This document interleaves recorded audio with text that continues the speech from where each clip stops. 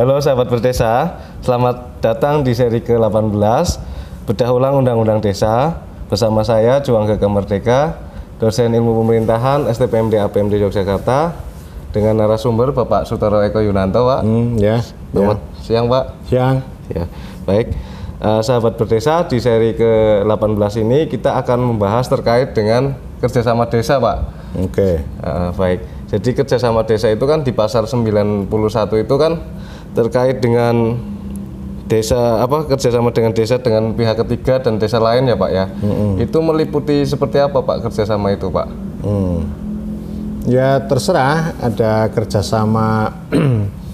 Kerjasama itu kan terutama yang paling utama kan untuk ekonomi sebenarnya, memajukan ekonomi. Tapi kerjasama secara politik juga bisa. Misalnya sebenarnya kan yang sering muncul yang lama itu kan seperti asosiasi ya. Asosiasi ini ada kepala desa, ada perangkat, ini sebenarnya juga termasuk kerjasama dalam rangka untuk advokasi kebijakan gitu. Dengan perangkat itu? Tetapi yang paling utama ini kan kerjasama itu di bidang untuk kepentingan masyarakat setempat, yaitu aspek ekologi dan ekonomi. Tapi kalau mau meluas untuk aspek keamanan juga bisa. Dan itu sebenarnya ada historinya. Saya selalu mengingat bahwa di zaman Mataram kuno itu sudah ada konsep moncopat moncolimo. Jadi moncopat itu begini.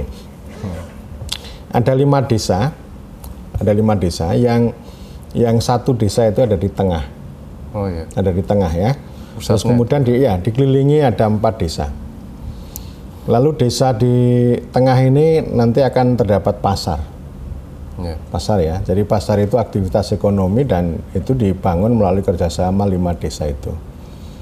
Nah 5 desa itu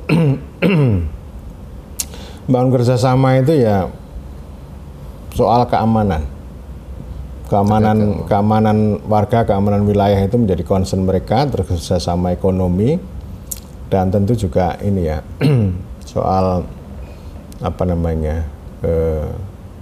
ya termasuk tentu infrastruktur dan sebagainya, air dan sebagainya ya. Jadi artinya ini persoalan ekologi, ekonomi, kepentingan masyarakat setempat itulah yang dikerjasamakan.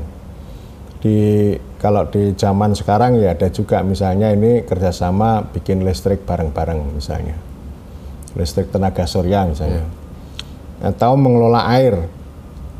Dulu tahun sebelum ada undang-undang desa itu misalnya ada sejumlah desa di Magelang ini kerjasama menangkap air. Jadi air itu digunakan untuk irigasi, untuk budidaya ikan darat dan sebagainya. Jadi artinya sebenarnya kerjasama itu menjadi bagian cara bagaimana desa itu merepresentasikan kepentingan masyarakat setempat untuk sebesar-besarnya kemakmuran gitulah. Ya. Jadi lebih ke pemberdayaan mungkin ya Pak, atau gimana Pak? Ya itu bisa juga, pemberdayaan itu kan konsep yang sangat luas, mau dikasih siapapun bisa lah. Jadi artinya empowering itu kan sebenarnya bagaimana menghadirkan gagasan, kepentingan itu menjadi kenyataan. Kalau terkait dengan caranya Pak, mekanismenya, karena kan selama ini kan di desa itu baik perangkat desa, BPD maupun yang lain, BUMDes dan segala macam itu kan bingung kadang ini Pak, mau bekerja sama dengan misal pemerintahan desa dengan pemerintah desa lain, atau BUMDes dengan BUMDes lain gitu kan agak bingung mekanismenya itu. Jadi sekarang itu sangat terbuka ya, memang ada semacam ketentuan yang formal, misalnya kerjasama satu desa dengan desa yang lain itu perlu koordinasi camat misalnya, tapi juga langsung juga nggak ada masalah gitu, yang penting camat tahu gitu.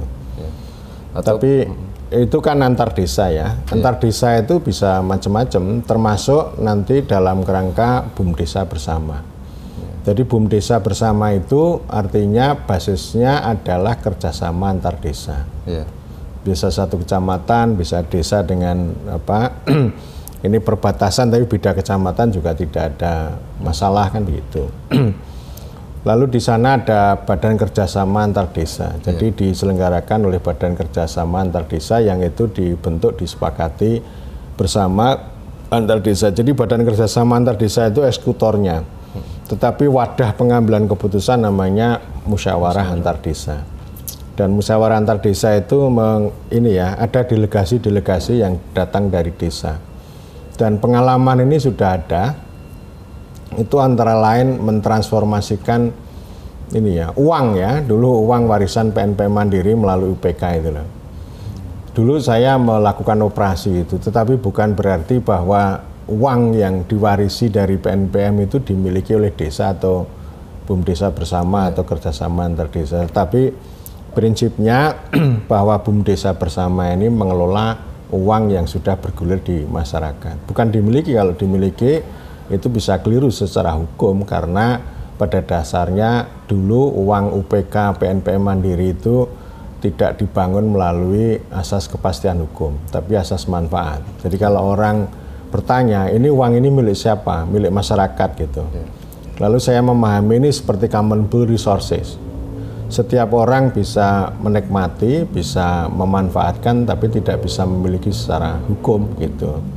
Kalau hari ini misalnya itu diklaim sebagai milik desa atau milik BUM Desa Bersama, sebenarnya itu keliru gitu. Kalau dengan terkait gini Pak, kadang kan BUM Desa itu juga kebingungan nih Pak, kalau mau kerjasama dengan BUMN ya atau BUMD. Ya. Karena kan dia kepentok dengan aturan main legal formal itu tadi ya Pak. Nggak memiliki SK Kemenkumham mungkin Pak. Jadi untuk membuat rekening atas nama organisasi itu kan biasanya kan untuk kerjasama seperti itu nggak ada gitu Pak. Nah itu bagaimana itu Pak mengatasi itu Pak? Jadi gini, BUM Desa itu bisa bekerja sama dengan sesama BUM Desa juga sudah ada ya. Jadi artinya bisa dikembangkan semacam ekonomi solidaritas istilahnya Mas Farid itu ya. Jadi saling menjualkan di Kebumen itu sudah jalan ya, dan itu melintasi kecamatan. Jadi produknya saling barter itu Pak. Bukan barter. Gimana Pak? Itu kan model lama, ini enggak saling menjualkan itu loh. Oh iya. Tahu maksudnya ya? Paham. Jadi barangnya dari sana taruh sini, barangnya dari sini di sini ditaruh di sana gitu loh. Jadi itu namanya ekonomi solidaritas dan itu sebenarnya bisa dikembangkan ke lintas kabupaten juga gitu. Jadi ini antar BUM Desa. Nah memang untuk menuju badan hukum itu kan jalan panjang ya, masih banyak yang terseok-seok dan itu prosedurnya memang panjang, butuh uang yang banyak gitu. Dan salah satu kelebihan kalau berbadan hukum kan lalu bisa bekerja sama dengan bank, dengan perusahaan dan sebagainya gitu. Tetapi prinsipnya semuanya harus disiapkan dengan baik ya. Artinya BUM Desa itu belum apa-apa, sudah mikir utang, sudah mikir kerjasama, sudah mikir macam-macam. Itu nanti bisa jadi masalah gitu. Nah sebenarnya ada pola kerjasama yang sebenarnya kerangkanya bukan utang. Itu ya, bukan investasi dari bank-bank negara, bukan. Tetapi pengalaman yang sudah mulai dirintis itu begini ya. Ini BUM Desa Bersama dalam satu kecamatan ini kan ada banyak desa, gitu. Dia basisnya adalah kerjasama desa. Itu ada lahan yang begitu luas, misalnya menanam jambu merah, di lahannya petani, lahannya petani. Itu kayak semacam collective farming. Jadi petani itu ya untuk sementara masih mengurus lahan itu. Tetapi nanti itu difasilitasi, dikonsolidasi oleh BUM Desa Bersama. Lalu kemudian jambunya itu dibeli oleh sebuah perusahaan pembuat bubur gitu loh. Sebelum jadi jus-jus yang dalam bentuk air diminum itu loh. Itu. Jadi dengan pola seperti itu bisa ya. Dan memang ini belakangan ini perkembangan BUM Desa Bersama ini belum mengembirakan, belum banyak. Memang sangat ribet gitu ya. Betul. Tetapi kalau faktor semua ya Pak? Ya bukan. Artinya memang untuk membuat BUM Desa Bersama itu ribetnya luar biasa. Saya pernah memfasilitasi di sebuah kabupaten itu ya. Sebuah kabupaten ini misalnya begini, satu kecamatan itu ada 13 desa. Yang 8 desa ini desa industri, yang 5 desa ini desa pertanian. itu untuk memilih jenis usaha sudah sangat susah. Terus saya katakan ya kalau begitu Anda tidak perlu memaksakan diri. Karena prinsipnya kerjasama itu basisnya adalah punya kepentingan dan tujuan yang sama. Kalau kepentingannya dan tujuannya tidak sama, untuk apa melakukan kerjasama kan gitu. Ya. Jadi kerjasama itu kan dalam rangka untuk memperkuat diri gitu. Daripada tadi ya misalnya ini kecil-kecil gitu kan bisa dikerjasamakan, bisa dikonsolidasikan. Kalau misalnya lahan ya, lahan itu misalnya ini yang sini 800 di sini hanya berapa hektar, di sini lebih banyak lagi, itu kalau dikerjasamakan kan bisa skala ekonominya bisa menjadi lebih besar kan gitu. Betul. Ya, jadi ini yang kerjasama antar desa ini penting untuk digalakkan lagi, ini belum banyak, baik itu dalam kerangka pelayanan kepada orang banyak maupun dalam bidang ekonomi gitu. Dan research penelitian mengenai itu juga belum banyak dilakukan soal kerjasama antar desa ya. Iya, betul Pak. Memang kan kalau kerjasama antar desa begitu rumit ya Pak, apalagi terkait dengan BUMDes. Saya juga mendapatkan informasi dari BUMDes di Jatirejo, di desa Jatirejo itu Pak. Di mana? Di Kulon Progo Pak. Oh. Jadi memang untuk mencapai sebuah kemakmuran itu, kesejahteraan rakyat kan selain mereka jual sendiri, mereka kan bekerja sama itu Pak dengan beberapa minimarket gitu kan. Kan ada juga minimarket yang misal meminta syarat ada legal formalnya itu kan, karena kan transaksi nantinya akan lewat antar rekening yang formal itu kan Pak. Jadi mereka agak terbentur di sana juga. Kalau misalnya dia itu enggak dijual ke minimarket yang itu, otomatis penghasilan mereka di pertanian enggak terbuang ke sana. Itu solusinya gimana Pak? Kalau kerjasama antar desa kan ada kadang ada yang penghasilannya sama nih Pak, misal padi gitu kan, di desa lain juga ada padi lagi. Nah itu gimana Pak agar ya itu teratasi? Caranya begini, artinya kan kerjasama itu kan bisa melalui mekanisme hukum yang begitu ketat, tapi juga ada prinsip kita melakukan konsolidasi kekuatan. Jadi artinya kalau misalnya BUMDesa yang begitu banyak ini mengalami problem dari sisi hukum, tapi yang paling penting aktivitas ekonominya jalan, kemudian pemerintah yang turun tangan. Jadi pemerintah itu bisa melakukan konsolidasi, lalu pemerintah daerah pemerintah daerah itu lalu yang ngerembukan sama perusahaan, gitu loh. Lobbyingnya berarti di supra desa ya Pak? Ya, jadi yang penting nanti kan begini ya, seperti yang saya ceritakan, misalnya ini petani sejumlah desa itu kan menghasilkan kopi nih, menghasilkan kopi. Jadi kalau petani itu jual sendiri ke pasar, itu nggak menarik, betul, ya kalah sama tengkulak nanti ya. Nah itu kan setiap desa itu dikumpulkan oleh BUMDesa, ya. Lalu ini BUMDesa 1, BUMDesa 2, BUMDesa 3 ini kan mengkonsolidasi lalu mengumpulkan mengagregasi kopi itu. Tapi ini tidak semata-mata hanya sejumlah BUMDesa. Ternyata di sini sudah ada pemerintah daerah yang bikin warehouse, bikin gudang. Bikin gudang itu untuk mengumpulkan kopi yang begitu besar jumlahnya dan melakukan roasting juga di situ. Nah, lalu pemerintah daerah yang kerjasama dengan sebuah perusahaan besar kopi, ya. Jadi perusahaan besar kopi ini tidak berhubungan langsung dengan petani, dengan BUMDesa, tapi dengan pemerintah daerah gitu. Ini semuanya memperoleh keuntungan. Petaninya juga dapat untung, BUMDesanya dapat untung, pemerintah daerah dapat untung, lalu perusahaan kopinya juga dapat untung. Itu pola kerjasama yang saya kira itu terkonsolidasi.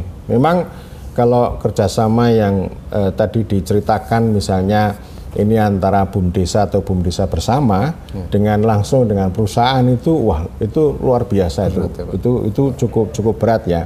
Memang ada sejumlah pihak yang sudah melakukan itu. Dan itu satu hal ya, kalau mau lebih kuat lagi sebenarnya kerjasamanya dilakukan oleh pemerintah desa, bukan oleh BUMDesanya. Oh, langsung pemerintah desa. Nanti pengelolaannya bisa dilakukan oleh BUMDesa misalnya gitu ya. Jadi kan contoh di Panggung Harjo ini kan ada lahan 3.000 meter nih. lalu kerjasama dengan perusahaan SPBU kan, ya. Jadi ada modal shareholding bagi hasil, tapi di pojok sini ada semacam apa namanya ruko kan, ada semacam ruko apa namanya kayak mart itulah, itu kan polanya juga melakukan kerjasama. Ya memang yang paling gampang melakukan kerjasama karena dari sisi hukum itu kan koperasi. Jadi siapapun bisa diberikan kesempatan, koperasi silakan, BUMDesa juga silakan. Kalau BUMDesa mengalami kesulitan dari sisi hukum ya pemerintah yang turun tangan, baik itu pemerintah desa atau pemerintah kabupaten kota gitu. Baik Pak. Baik, kalau menurut Pak Toro sendiri apa perlu Pak terkait dengan BUMDesa bekerja sama dengan BUMDesa lain itu harus legal formal Pak, karena kan posisinya kan agak kalau misal kerjasama dengan beberapa pihak perusahaan besar kan juga kesusahan itu Pak. Gimana menurut Pak Toro? Ya selama ini banyak kerjasama yang lebih informal lah, gentleman agreement gitu kan. Kalau badan hukumnya belum ada kan nggak bisa. Kalau nggak bisa dilakukan itu ya antar kepala desa. Oh, langsung kadesnya ya Pak? Ya, kades itu legal, boleh sama ini ya, ke desa A, desa B itu kerjasama, nanti bidangnya apa saja misalnya. Oh, bidang soal BUMDesa, silakan aja, lalu BUMDesa yang melakukan eksekusi di lapangan kan gitu. Jadi nggak jadi soal sebenarnya. Ya, bisa ditangani oleh pemerintah desa ya Pak? Ya, itu solusinya begitu, solusinya gitu, dan itu sudah lama saya sampaikan kalau orang melihat dulu sebelum ada Undang-Undang Cipta Kerja itu kan mengeluh Undang-Undang Desa ini belum memberikan badan hukum bagi BUMDesa. Tapi begitu ada Undang-Undang Cipta Kerja, ada peraturan pemerintah nomor 11 itu, kemudian kan ini di badan hukum kan. Tapi ternyata banyak juga BUMDesa itu yang terseok-seok untuk mengurus itu. Itu kan hampir sama pengalaman desa itu mengurus desa hutan itu loh. Hutan desa hutan itu. Wah itu luar biasa itu. Birokrasinya luar biasa. Karena memang yang namanya izin semacam itu, yang berat semacam itu, atau sertifikasi atau apapun, ya itu kan bukan untuk usaha kecil. Ya kalau kita itu mau mengembangkan ekonominya rakyat kecil, ya seperti Cina lah, anti haki Cina itu. Anti haki, anti yang prosedur-prosedur yang belit-belit itu, karena mereka itu udah ngeri melihat itu. Udah ngeri. Ya. Terlalu banyak biayanya banyak. Mau ngurus sertifikasi kayu legal berapa biayanya? Ya, betul. Ya. Dan itu kan pernah dikeluhkan oleh teman bupati kita itu, Tapanuli Utara gitu kan. Jadi apa? Misalnya dia mengembangkan kopi, sudah empowering ya, petani-petani kopi, dan ada 10 petani kopi itu yang secara de facto itu sangat layak kopinya. Kopinya bagus ya, kemasannya bagus begitu.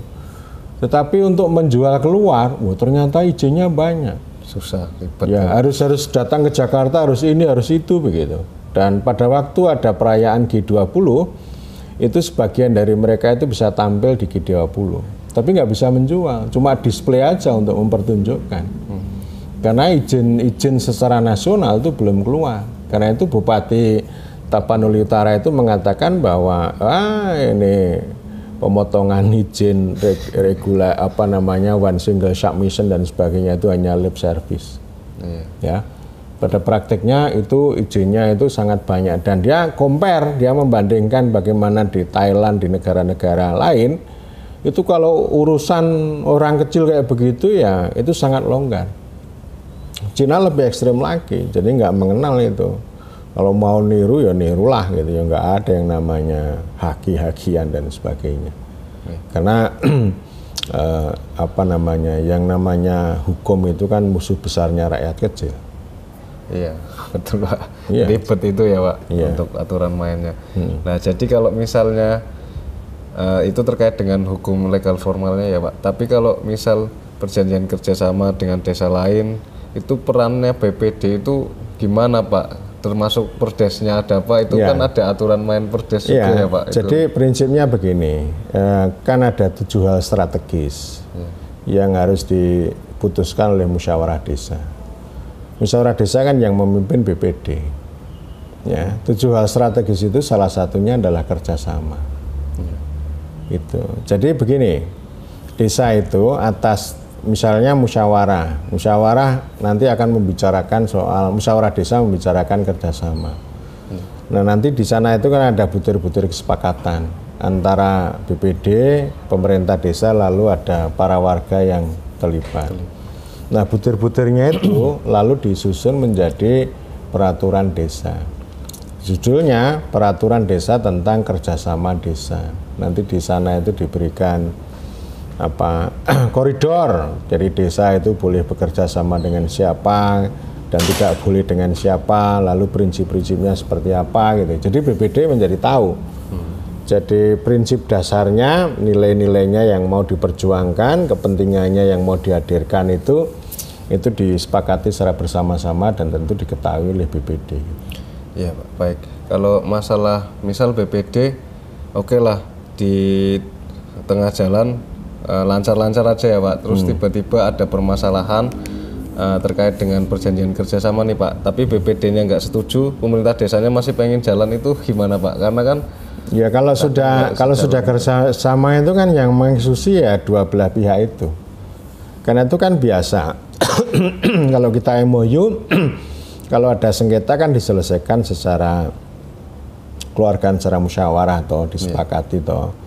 Dan bisa saja di situ kepala desa sama BPD itu kan biasa saling TikTok gitu loh. Jadi bukan saling menegasi gitu. Kalau ini ada masalah kan dikomunikasikan. Barangkali BPD bisa punya saran gitu ya, punya pertimbangan bagaimana untuk mengambil keputusan kalau ada sengketa. Nah kalau sengketa itu nggak bisa diselesaikan secara kekeluargaan ya secara hukum, dibawa ke aparat hukum, ke aparat penegak hukum, kan gitu prinsipnya. Baik Pak, baik Pak Toro, terima kasih banyak ini Pak atas waktu dan ilmunya ini Pak. Baik sahabat berdesa, demikian bincang-bincang dengan Bapak Dr. Sutoro Eko Yunanto, Ketua STPMD APMD Yogyakarta. Terima kasih atas waktunya, selamat siang.